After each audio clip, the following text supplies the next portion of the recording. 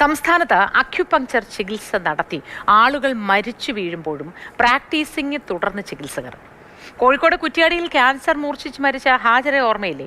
ഈ ഹാജറയെ ചികിത്സിച്ച ഫെമിന ഉൾപ്പെടെയുള്ളവർ ഇപ്പോഴും മറ്റൊരിടത്ത് പ്രാക്ടീസിംഗ് നടത്തുകയാണ്. അക്യുപങ്ചർ ചികിത്സകർക്കെതിരെ നടപടിയെടുക്കാൻ വകുപ്പില്ല എന്ന് പറഞ്ഞ് കൈമലർത്തുകയാണ് ആരോഗ്യവകുപ്പ്. സ്തനാർബുദം അക്യുപങ്ചർ ചികിത്സയിലൂടെ ഭേദമാകുമെന്ന് പറഞ്ഞ് വിശ്വസിപ്പിച്ചാണ് കോഴിക്കോട് കുറ്റ്യാടിയിലെ ഹാജറ എന്ന വീട്ടമ്മയെ ചികിത്സയ്ക്ക് വിധേയയാക്കിയത്. ക്യാൻസർ മൂർച്ഛിച്ച് ഹാജറ മരണത്തോട് അടുക്കുമ്പോഴും രോഗം ഭേദമാവുകയാണെന്നും വെയിൽ കൊള്ളണമെന്നും അക്യുപങ്ചർ ചികിത്സകർ നൽകിയ ഉപദേശം ഞെട്ടലോടെയാണ് കേരളം കേട്ടത്. അൽഹംദുലില്ലാ, അങ്ങനെ കുറഞ്ഞോളൂ. ചികിത്സ ചെയ്തിട്ട് വേദന വരുന്നത് അത് സുഖപ്പെടാൻ വേണ്ടിയിട്ടല്ലേ ഹാജറ. അപ്പൊ അങ്ങനെ കണ്ടാൽ മതി.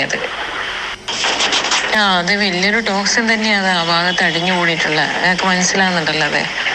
അതിപ്പോ അവരുടെ അടുത്ത് എത്തി കണ്ടിട്ടുണ്ടെങ്കിൽ അവരെപ്പോഴും അത് കയറി മുറിക്കുകയോ അങ്ങനെയൊക്കെ ചെയ്യാം. ഹാജർത്താക്ക് ക്യാൻസറാണെന്നറിയില്ല. അതായത് ഒരു തടിപ്പ് വന്നിട്ട് അത് അതിൽ കച്ചറ അറിഞ്ഞതാണെന്നോ അത് പൊട്ടി ഒലിച്ചു പോകുമെന്നാണ് പറഞ്ഞത്. അപ്പം വേറെ ചികിത്സ തേടാൻ ചോദിച്ച സമയത്ത് അവർ പറഞ്ഞത് ഇത് പുറത്ത് പോയാൽ ഇത് കട്ട് ചെയ്തെടുക്കുകയും ബയോപ്സി ചെയ്യുമെന്നൊക്കെ പറഞ്ഞ് അവരെ പേടിപ്പിച്ച് സർജറി ചെയ്യേണ്ടി വരും എന്നൊക്കെ പറഞ്ഞു. അതാണ് വേറെ ട്രീറ്റ്മെൻറ്റ് പോകാൻ നമ്മളൊക്കെ ഒന്ന് അറിയിക്കാതിരുന്നത്. ഇത് ഒറ്റപ്പെട്ടതല്ല. സമാനമായ സംഭവങ്ങൾ പലതും റിപ്പോർട്ട് ചെയ്തു. സമാന്തര ചികിത്സയുടെ പേരിൽ സംസ്ഥാനത്ത് മനുഷ്യരെ കൊലക്ക് കൊടുക്കുമ്പോൾ നമ്മുടെ ആരോഗ്യവകുപ്പ് എന്തു ചെയ്യുകയാണ്?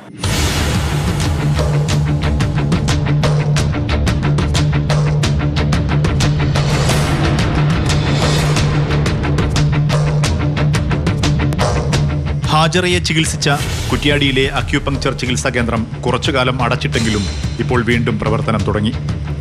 ഹാജറയെ പരിശോധിച്ച ഫെമിന എന്ന അക്യുപങ്ചറിസ്റ്റ് പേരാമ്പ്രയിലെ വീട്ടിൽ ചികിത്സ തുടരുന്നു.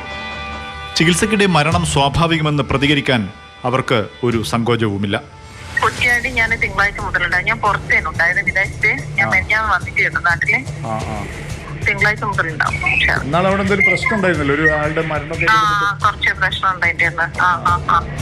അത് 1.5 വർഷം മുമ്പേ ഞാൻ ചികിത്സിച്ചൊരു കേസായിരുന്നു. 1.5 വർഷം മുമ്പേ ഒരു 3-4 മാസം ഞാൻ ചികിത്സിച്ചിട്ടുണ്ട് അവരെ. അതിനുശേഷം അവർ വേറെ ചികിത്സയിലേക്ക് പോയി. അതിനുശേഷം 7 മാസം അലോപ്പതി ചികിത്സയിലുള്ള സമയത്താണ് മരണപ്പെട്ടത്. പിന്നെ അതൊക്കെ സർവ്വസാധാരണല്ലേ, ഞങ്ങൾക്കറിയാലോ. ഹാജറയെ ചികിത്സിച്ച കോഴിക്കോട് എരഞ്ഞിപ്പാലത്തെ സ്ഥാപനമാണിത്. ഷുഹൈബ് റിയാലു എന്നയാളാണ് ഇവിടുത്തെ ചികിത്സകൻ. ഇത്തരം സ്ഥാപനങ്ങളിൽ പരിശോധന നടത്താനോ ചികിത്സ തടയാനോ ഒരു നടപടിയും ഇതുവരെ ഉണ്ടായിട്ടില്ല. അക്യുപങ്ചർ ചികിത്സ തടയാൻ നിലവിൽ വകുപ്പില്ലെന്നാണ് കോഴിക്കോട് DMO പ്രതികരിക്കുന്നത്. ചെയ്യാൻ പറ്റൂല. ഈ പ്രശ്നം എന്ന് വെച്ച് കഴിഞ്ഞാല് ഒരിക്കലും ലൈസൻസ് ഇല്ല. പക്ഷേ ചികിത്സിക്കുന്ന വെച്ച് കഴിഞ്ഞാൽ പേഷ്യന്റ് വില്ലിങ്നെസ്സോടെ ഓരോ ഇത് ചികിത്സിക്കല്ലേ. അപ്പൊ ബോർഡെല്ലാം വെച്ച് ചികിത്സിക്കുന്നെങ്കിൽ എന്തെങ്കിലും പോലീസ് ആക്ഷൻ എടുക്കാൻ പറ്റുള്ളൂ. വ്യാജ ഡോക്ടർ എന്നൊക്കെ എടുക്കണമെങ്കിൽ ബോർഡുണ്ട്, ഇവര് ക്ലിനിക്കായിട്ട് പ്രവർത്തിക്കുന്നുണ്ട്. അങ്ങനെയാണെങ്കിൽ ഒരു പോലീസിന്റെ വിഷയം നമ്മുടെ DMO വരുന്നില്ല പ്രശ്നം. തെറ്റായ അക്യുപങ്ചർ ചികിത്സക്കെതിരെ ജനങ്ങളെ ബോധവൽക്കരിക്കുകയെന്ന ലക്ഷ്യത്തോടെ കുറ്റ്യാടിയിൽ ആക്ഷൻ കമ്മിറ്റി രൂപീകരിച്ചിട്ടുണ്ട്. അക്യുപങ്ചർ കേന്ദ്രത്തിനെതിരെ പോലീസിൽ പരാതി നൽകിയെങ്കിലും കാര്യമായ നടപടിയൊന്നും ഉണ്ടായില്ലെന്ന് ആക്ഷൻ കമ്മിറ്റിയും പറയുന്നു. പോലീസാണെങ്കിൽ ഒരു അവ്യക്തത അവരുടെ സംസാരത്തിൽ അവരുടെ രീതിയിലൊക്കെ ഇപ്പോൾ ഞങ്ങൾക്ക് ബോധ്യപ്പെടുന്നില്ല. എന്താണ് പോലീസ് ഉദ്ദേശിക്കുന്നത് പറയുന്നത്. കൃത്യമായ നടപടിയിലേക്ക് പോലീസിനും പോകാനാകാത്ത ഇരുട്ടിൽ തപ്പുന്ന സ്വഭാവം പോലീസിനുണ്ട്. മോഡേൺ മെഡിസിനോട് ഭയമുണ്ടാക്കി വിശ്വാസത്തിൻ്റെ മേമ്പൊടി ചേർത്താണ് സംസ്ഥാനത്ത് തെറ്റായ ചികിത്സാ രീതികൾ പൊടിപൊടിക്കുന്നത്. ഇങ്ങനെ ചികിത്സ നടത്തുന്നവർക്കെല്ലാം മതിയായ യോഗ്യതയുണ്ടോ? ഇനി യോഗ്യതയുണ്ടെങ്കിൽ തന്നെ മനുഷ്യരെ ഇങ്ങനെ കൊലക്ക് കൊടുക്കുന്നത് തടയണ്ടേ?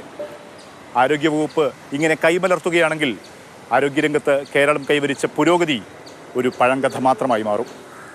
അരുൺ കിഷോറിനൊപ്പം മുഹമ്മദ് ഷഹീദ്, മാതൃഭൂമി ന്യൂസ്.